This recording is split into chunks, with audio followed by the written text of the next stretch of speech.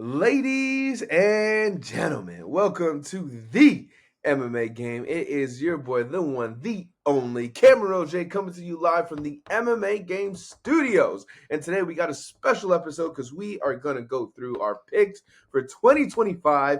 Yes, we're going to give you guys our picks for the year and also the dark horses and maybe even some fighters to look at. It's going to be a big episode. We love doing this one because it gives us a span of what we think is going to happen for the year. Usually when Cameron speaks, it happens. Yes. Now, without further ado, I got to introduce you guys to, not only is a freak, not only is he Mr. Bear Paw himself, he is my dude, my guy, Mr. Red Devil, Ryan Cariss. Yo, Cariss, what's the word? Yo, my brother, my bro, my dude, my homie, Cameron Roget. We are blessed to be back at it again, my guy, and do another MMA game for 2025. Yes, guy. I'm excited about this. I'm stoked. I've got my new gear, got my new fit. I'm ready to go, brother. He is Let's get after it. ready, and even more ready. I think he's more excited because 311 is coming up, and that is next weekend. Yes, it is. First pay-per-view of the year. Before we get into that, because there's going to be a lot of people that are going to be moving in the rankings, we want to give you guys our take. So we're going to start off in the men's featherweight division. So how this is going to work is we're going to go through each weight class. We're going to give you guys our pick that should be champion or that we think is going to be champion at the end of the year. At the end of the year, and also the dark horse. That means somebody who we think that could maybe go all the way up, maybe not, maybe get a little bit closer towards a title shot at the end of the year, but somebody that we think you should be looking out for. Yes. So, Cariss, without further ado, the men's featherweight division. Who do you have as your champion? Are we doing featherweight or are we doing flyweight? Flyweight. Okay. Flyweight. Just wanted to make sure. I just wanted to make sure.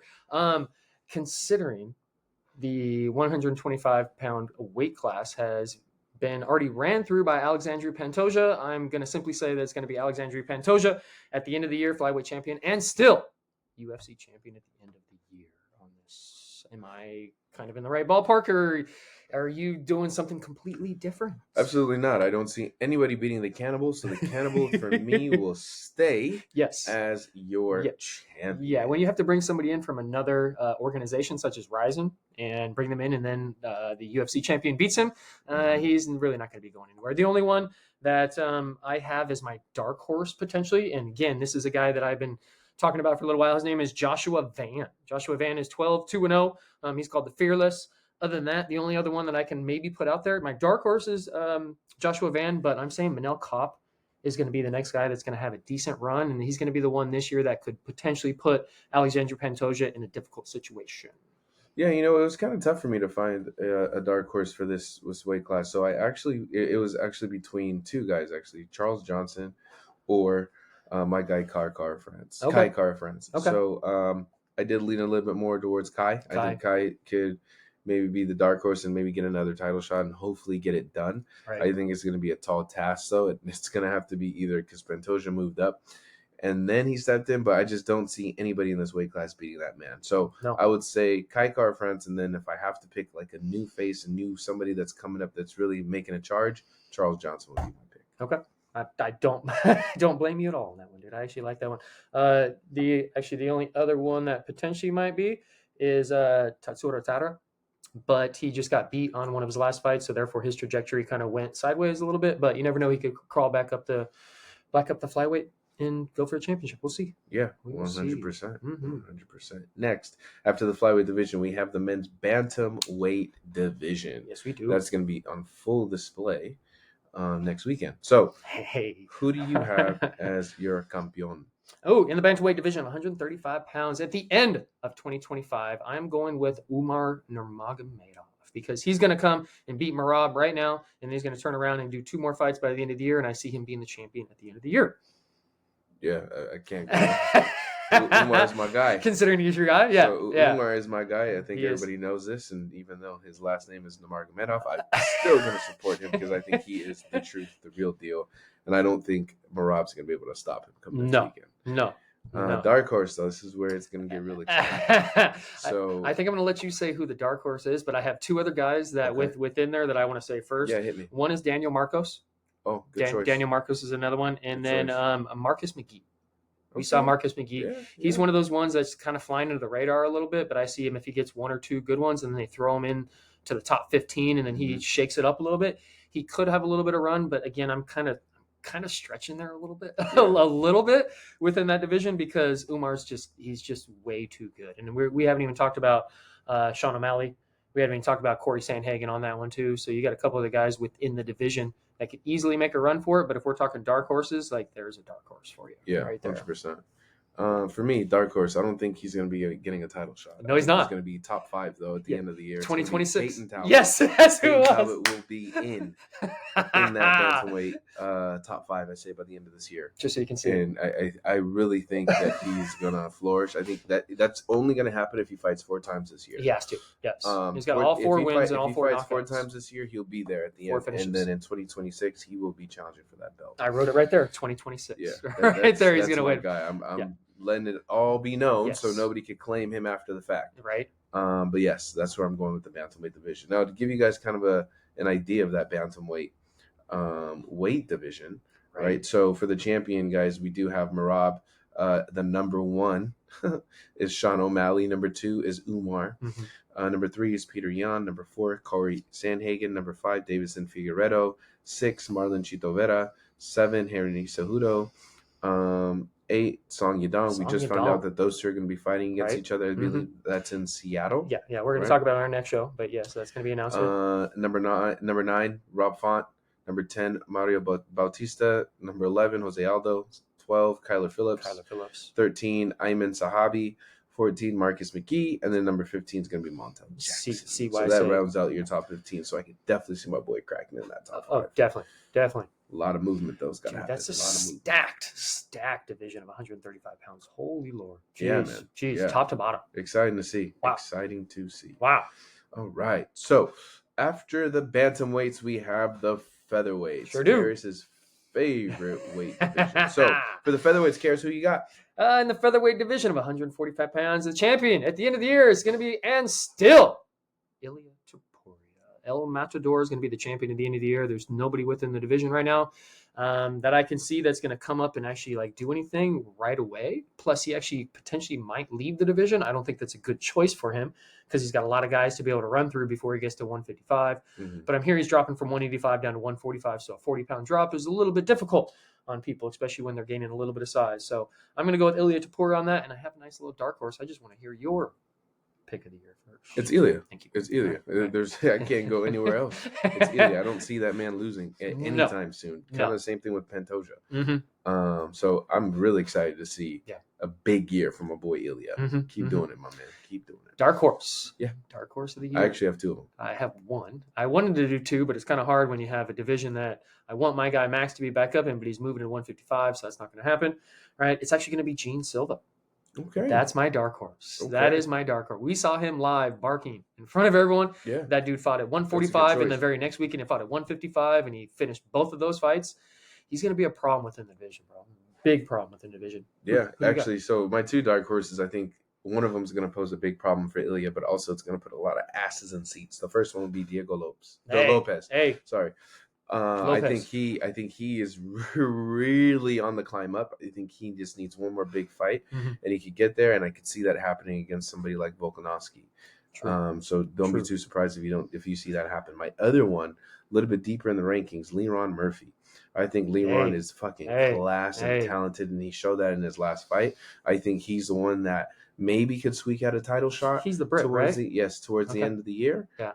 If not, he's kind of in the similar situation as Peyton Talbot. He fights a little bit more. Right. He's then going to get a title shot in 2026. Nice. But those 2 guys are definitely guys I think you should watch out for. Right. There's a couple other that I actually did write down. Movsar Evlov is going to be another one potentially to look out for. Felipe Lima. I was telling you guys about Felipe Lima. He's coming up through the rankings. He's only got a couple fights within the division. Sean Woodson and Nathaniel Wood. Those are the other ones that I'm just throwing in there that could shake things up. But as far as actually making a challenge and potentially going for the title, I'm saying Gene Silva, or exactly kind of what you said. I kind of put Diego Lopez on the back a little bit, only because he's more well-known right now, right? He's not as much of a dark horse, one of those guys that you just don't see coming out of from nowhere. And that's why I'm saying Gene Silva is a little bit more of a dark horse, because he's going to come out from nowhere and be like, oh, geez, who's this guy, right? We already know who Diego Lopez is. But Diego Lopez can easily win that title, I think, if he can. We'll see. Yeah, true. So looking at that weight division, right, you guys have as the champion will be Ilya. The number 1 will be Alex Volkanovski. Number 2, Max Holloway. Number 3, Diego Lopez. Number 4, Movsar Evlov. Number 5, Yair Rodriguez. Number 6, Brian Ortega. Number 7, Arnold Allen. Number 8, Josh Emmett. Number 9, Aljamain Sterling. 10, Calvin Kattar. 11, Leon Murphy. 12, Giga Chikadze. 13, Bryce Mitchell. 14, Dan Ige, and 15, Edson Barboza. Now, for me, when it came to looking at the dark horses, I'm looking at who's going to be challenging for the belt or moving up within the rankings. So I think, yeah, he may be, I guess, a household name, but he still hasn't proven himself in his previous fights against big name fighters. So that's why I would classify him as a dark horse. Such as Rob Font? Talking like that fight where he came in? That's not really like a big up in, Rob Font had maybe he did well in moments, but it's not, he hasn't been consistently killing it. True. Right? As a Volkanovski, as a Max Holloway, right? Maybe even as a Movsar Evlov. These are guys who I think that Diego needs to fight and prove himself in order to be able to say, like, yes, he is on that trajectory to be getting a title. Even a guy like Arnold Allen wouldn't be fucking bad for me to see him against that kind of talent. I told you I like Arnold Allen. I still think like Diego is not really up there yet. I think maybe his name improved just based off performances and based off of the card that we had at the Sphere, which was more of the spear, less of the fighter. So now I think he's in a position where, as a fighter, he's going to have to come out and show everybody why his name should be so household. There you go. Nice. I like it. Next. The lightweight division. This one's freaking stacked. juicy. Yes. So go ahead, Cariss. Very juicy. I know you like this one now. Really, in the lightweight division. I sure do like this. I sure do like this one. At 155 pounds, the champion at the end of the year is going to be Islam Makhachev, and still, I don't need to go anywhere else, bro. Like, who's beating this dude right now? Who's beating this guy? Right? I'm going to give you my dark horse already. It's Max Blessed Holloway. Okay. He's within the division. He's not running for the title, but he's my guy, and I'm going to support him no matter what. So he's my dark horse. Okay. I have another dark horse. It's Mauricio Rufy. Okay. That's my real dark horse. That's a good one. All right. That's a good one. For me, not my dark horse, but I think this guy's going to get it done next week, and Arman Tsarukyan is going to be I'm a big fan of the guy. I think he has what it takes. Now, I if he doesn't get it done, do I see anybody else beating Islam? No. So Islam's your second? Islam will be my second, but I'm going all in with Arman, bro. It's kind of the same situation like I had with Ilya last year. I think Arman gets it done. Question for you. If Arman wins, do they rerun it? Do they run it back? You may have to, because that'll be number 3. Okay. That would be an even split, right. And now they have to go number 3. And that'd be good pay-per-view money and everything for them, too. It depends on how this fight goes first. We got to see how that plays out, but I think it's going to be really, really good. I could see it going 5 rounds. Ooh. 5 rounds. Okay. Now, next, my 2 dark horses, because I have 2 of them. You have 2? I have 2, actually. Pretty entertaining fighters, and I think it's going to be a big year for the both of them. Number 1 will be Dan Hooker. Hey. Number 2 will be Renato Moicano. Those are 2 guys that I think, as my dark horses, could really make a push. Now, do I see them getting the belt at the end of the year? No, I do not. I see these guys being involved in big money fights, but also maybe even for the BMF. Okay. I can see both of these guys being in the running for it because they are very entertaining. Mm-hmm. They definitely find ways to get the crowd involved, the people involved. And who wouldn't want to see a Max Holloway against Dan Hooker? Who wouldn't want to see Renato Moicano against Max Holloway? Who wouldn't want to see Dan Hooker against Moicano for a chance to fight for the BMF belt? So I think those names are going to be mentioned. Those names are going to be involved. And again, they are fucking entertaining. Yes, they are. Money Moicano. Hey, jeez. I can see Money Moicano running through the division this year and potentially have a title fight at the beginning of next year. Right? It's another one of the 2026 ones. Mm-hmm. We'll see. So again, just to give you guys a look at that weight division. So yeah, as a champion it would be Islam, number 1, Arman Tsarukyan, number 2, Charles Oliveira, number 3, Justin Gaethje, number 4, Dustin Poirier, number 5, Max Holloway, number 6, Dan Hooker, number 7, Michael Chandler, number 8, Mateus Gamrot, number 9, Beneil Dariush, number 10, Renato Moicano, 11, Rafael Fiziev, 12, BSD, And in case you don't know what that is, Benoit Saint-Denis. Saint-Denis. Number 13, Patty Pimblett. Number 14, Jalen Turner. 15, Grant Dawson. And number 15, Joel Alvarez. By the way, Yoel Alvarez is my other one. I put him on the list over here just to pay attention to him.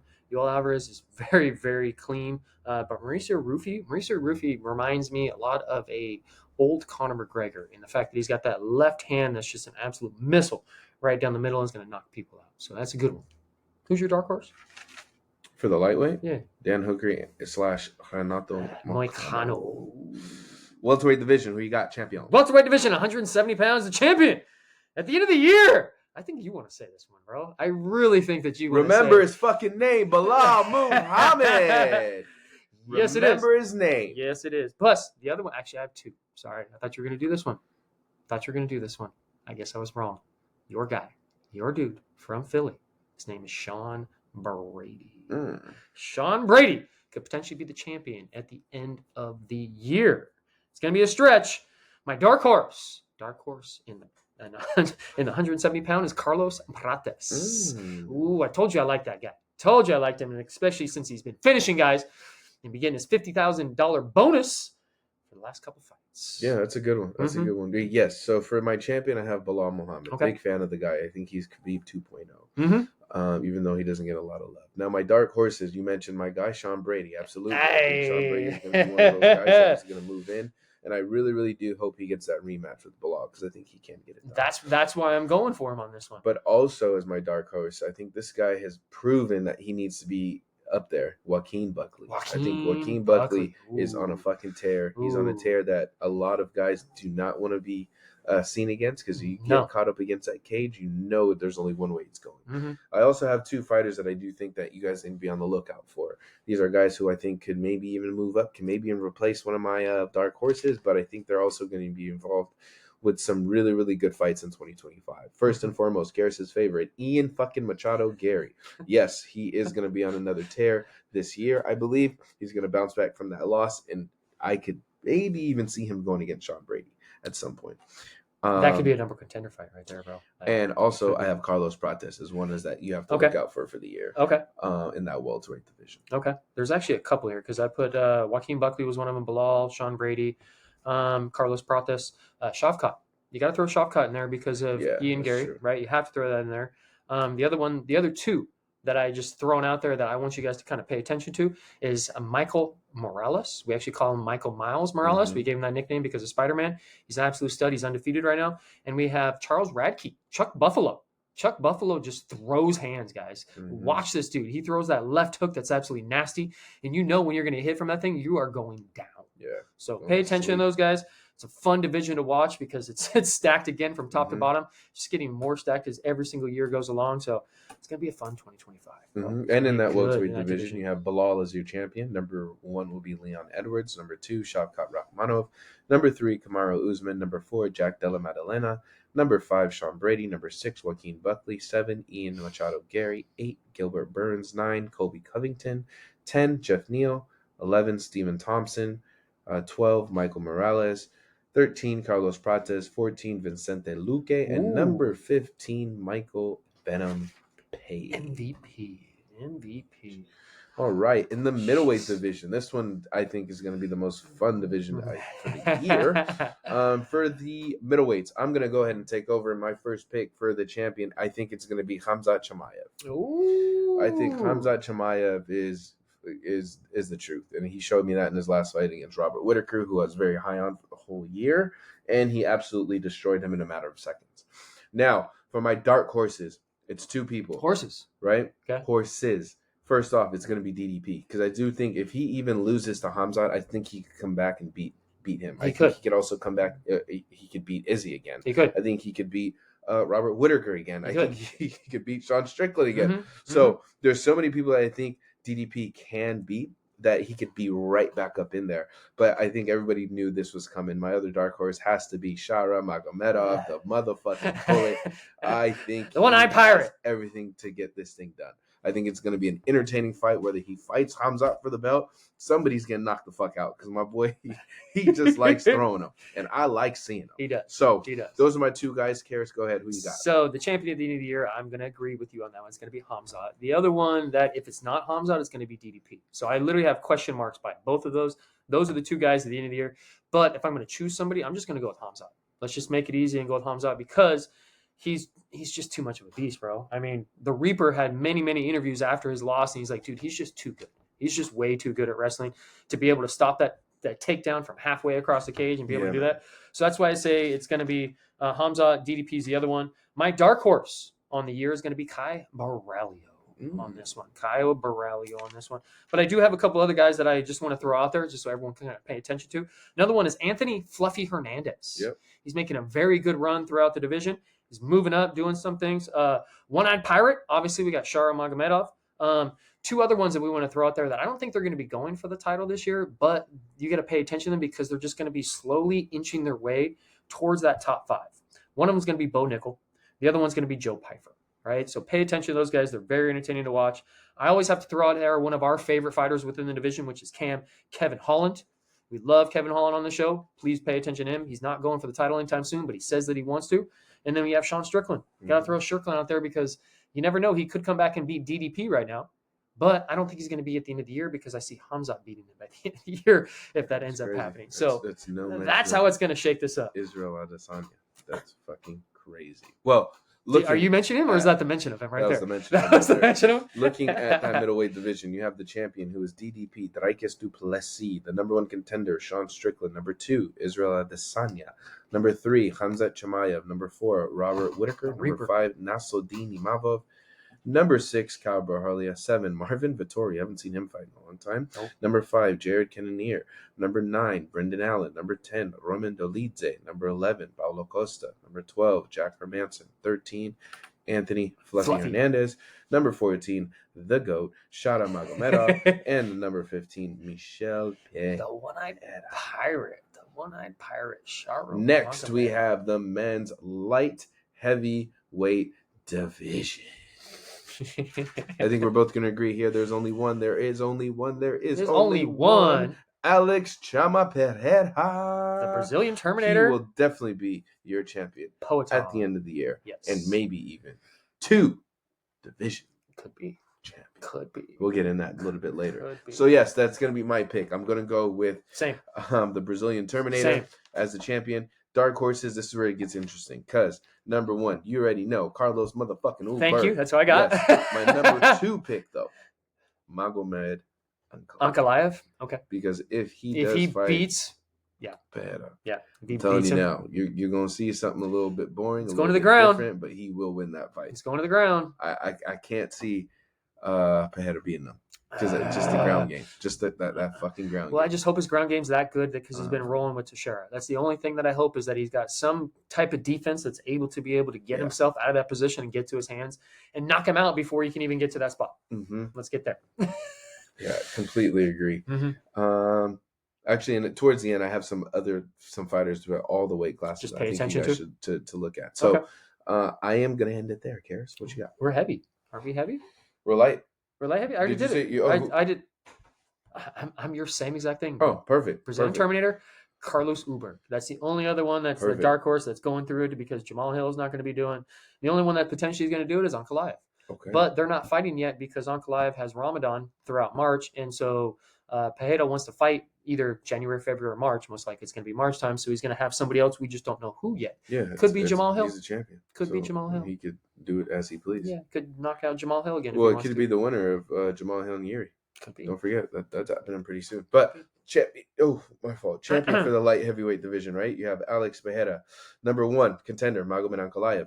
Number 2, Yuri Prohaska. Number 3, Jamal Hill. Number 4, Jan Blachowicz. Hey, haven't seen that guy. Blachowicz. I think it's been since 20. Jesus. I think it was fight since he fought Ankalaev. Man. Number 5, Alexander Rakic. Number 6, Carlos Ulberg. Number 7, Khalil Roundtree. Love to see that guy back up there. I think he could do it too. Right. Number 8, Nikita Krylov. Number 9, Volkan Ozdemir. Number 10, Johnny Walker. Number 11, Dominic Reyes. Number 12, Azamat Murkanov. Number 13, Bogdan Guskov. He's pretty mean. Number 14, Anthony Smith. And number 15, Alonzo Menefield. Still up in there. Yeah, considering his losses last 2 fights, that's interesting that he's up in the top 15. Yeah. So. And then the heavyweights. The heavyweights. I think this is going to come down to two people. And I think the first one we're going to say is John Jones. And the dark horse for me will be Tom Aspinall. That's it. I don't see it. There's nobody else. So it's either going to be John Jones or Tom Aspinall at the end of the year. Let's just say that, right? Because even if John Jones beats Tom Aspinall, John Jones most likely is going to retire, potentially, and then they're going to have another interim or a collaborative of that one. And I'm just going to throw out a dark horse out there that I know is not going to happen, but I just want to have a little fun with it. His name is the Black Beast. Oh, okay. Why not? There literally is nobody else within the division that I'm just like, oh yeah, this guy's gonna make a run for the title. I mean, watch me go over it. You guys will see. It's Cyril Gahn and Volkov. But I mean, other than that, it's like, yeah. I mean, here's the rankings, right? So in the men's heavyweight division, you have the champion John Jones. Number 1 is Tom Aspinall. Number 2, Cyril Gahn. Number 3, Alexander Volkov. Number 4, Sergey Pavlovich. Number 5, Curtis Blades. 6, Jalton Almeida. 7, Sergey Spivak. 8, Marcin Tybura. 9, Jairzinho Rosenstruck. 10, Derek Lewis. 11, Tai Tuivasa. 12, Marcos Rogerio de Lima. Nice. 13, Waldo Cortez Acosta. 14, Shamil Gizev. And 15, Mick Parkin. Who?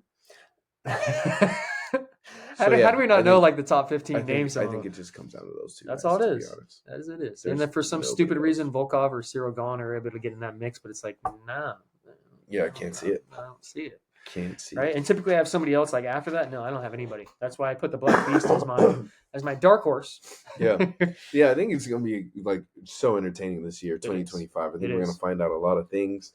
And for the fighters, for you guys to look out for with all the weight classes, I just have 5 of them here. I think number 1 is going to be MVP. It's going to be interesting to see how he does with Shara. If he's able to get through that, then I think you could throw some other big names at him. Test for him but that's huge. Also, I have Max Holloway on there because we don't know what's going to happen with him in the lightweight or the BMF. I think those are 2 fun directions that he could go in, whichever one he decides. And we potentially have Hawaii for 2025 this year, so they might be going to Hawaii and do a BMF. You never know. Never know. The next one I have on here is probably a shout out to all the old school fans out there. Is Tony Ferguson. Hey. I don't know what they're going to do with Tony. You got to get a win, bro. I do think that this is it. Yeah. This is the last ride, and I hope for all the times I've seen Tony fight, I want him to go out on top. So that's why I put him down as something to watch, because it could be something really, really cool. Like imagine they did Tony Ferguson at the Sphere. I don't know. They did something big for Tony, like do Tony in Mexico. Oh, bro, that'd be huge. That'd be a good one. But El Kukui coming out. That'd be sick. The next one after that, I have Yuri Prohaska.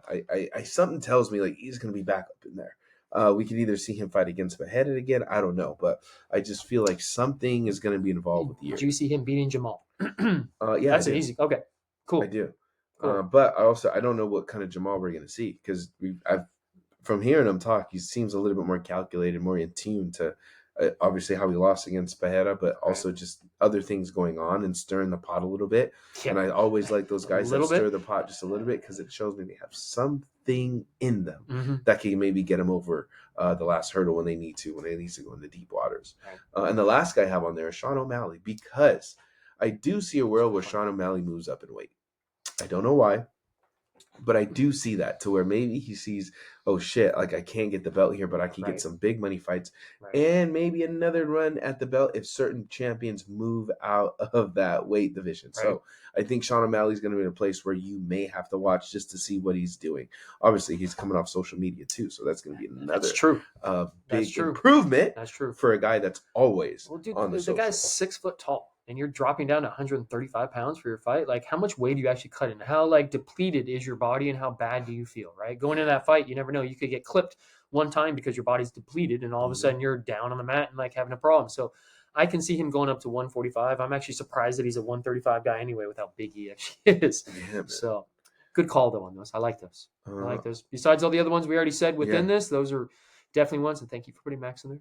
Appreciate of course. So now looking at the women's division. So we have the women's strawweight and the women's flyweight and women's bantamweight division. We're going to start off with the women's strawweight division.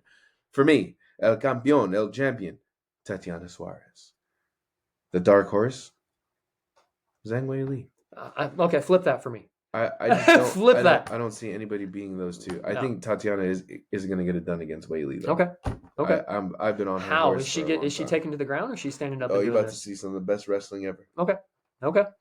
That's what it has to take in order to beat Zhang Weili. That's what it's got to be. Yeah, I just think she's going to just dominate it. Mm-hmm. So you said flip it? Okay. Yeah, I just said flip it because Weili's going to be champion and Tatiana Okay. Suarez is going to be the dark horse because that's the one person going up through. Because we've already seen Yan Shannon and we don't need to see that again. Yeah, and I can Right. give everybody a look at that weight division as well. So the champion, you have Zhang Weili. Number 1, Tatiana Suarez. Number 2, Yan Xiaonan. Number 3, Virna Jandiroba. Number 4, Jessica Andrade. Number 5, Amanda Lemos. 6, Mackenzie Dern. 7, Yasmin Lucindo. 8, Amanda Ribas. 9, Marina Rodriguez.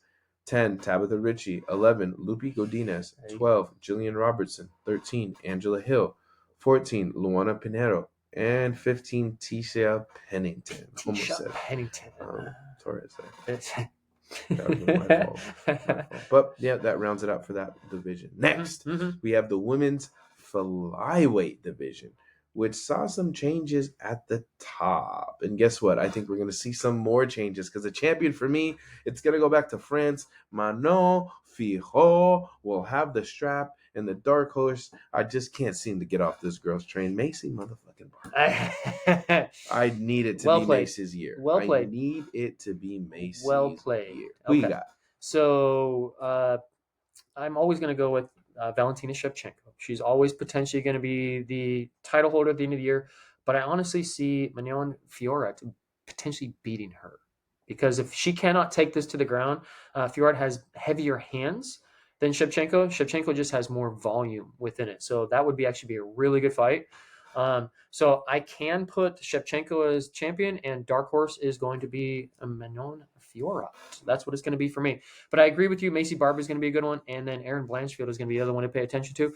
I don't know if Alexa Grasso is going to be moving back up through the rankings. I mean, I hope so. Like, she's a very good champion, and we like her around here. But just, I think she kind of, I don't want to say she found something out and she was able to win on it and capitalize, and then all of a sudden she got beat because Shevchenko figured her out. So yeah, I don't know. That fight really wasn't that entertaining with the Sphere. it really wasn't. Looking at the women's flyweight division, though, you have as the champion is going to be Valentina Shevchenko. Number 1, Alexa Grasso. Number 2, Manon Fiorot.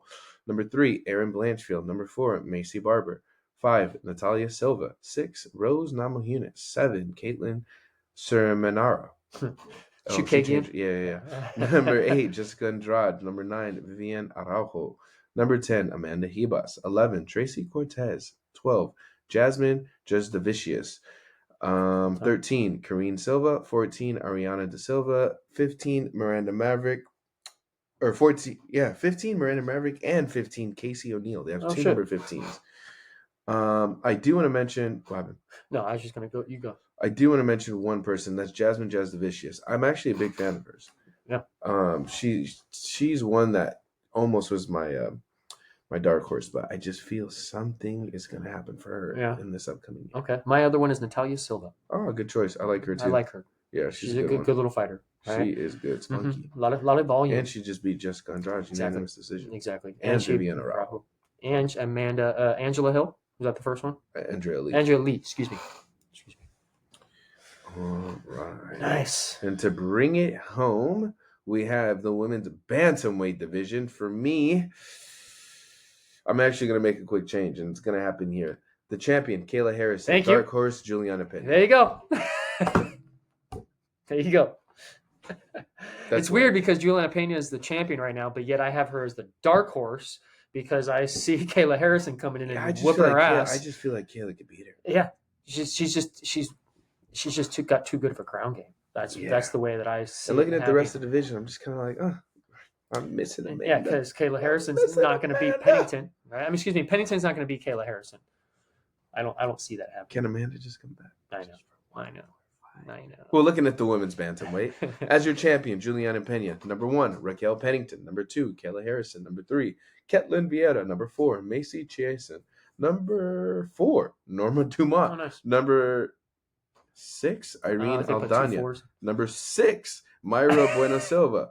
Number 8, Holly Holm. Number 9, Carol Rosa. Number 10, Iana Santos. Number 11, Misha Tate.